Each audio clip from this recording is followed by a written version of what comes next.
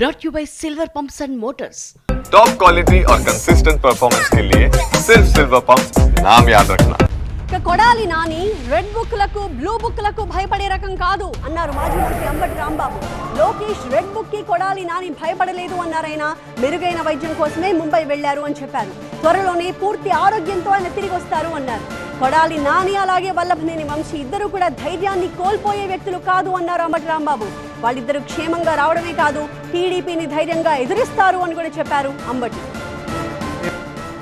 సాక్షాత్తు లోకేష్ గారే ఇండైరెక్ట్గా ఎర్రబుక్కు చూసి గుండె జబ్బులు వస్తున్నాయని ఇండైరెక్ట్గా నాని గారి గురించే మాట్లాడినటువంటి సందర్భాన్ని కూడా మనం మర్చిపోవలసినటువంటి అవసరం లేదు.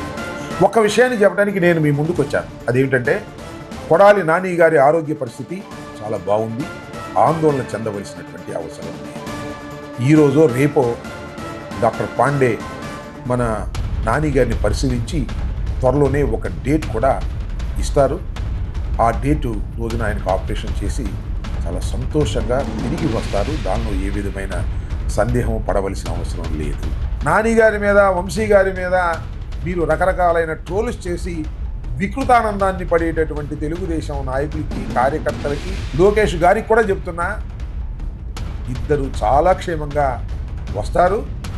మళ్ళా నిన్ను ఎదిరించి, తెలుగుదేశాన్ని ఎదిరించి గెలుస్తారని కూడా ఈ సందర్భంగా ఇవాళ చెప్తున్నాను.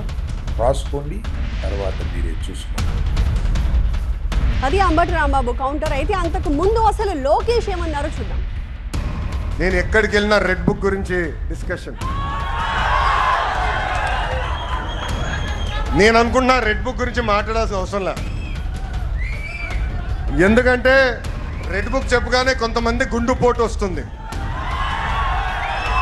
రెడ్ బుక్ చెప్పగానే కొంతమంది బాత్రూంలో కాలు జారి చెయ్యరగొట్టుకున్నారు. అర్థమైందా రాజా? అర్థమైందా రాజా?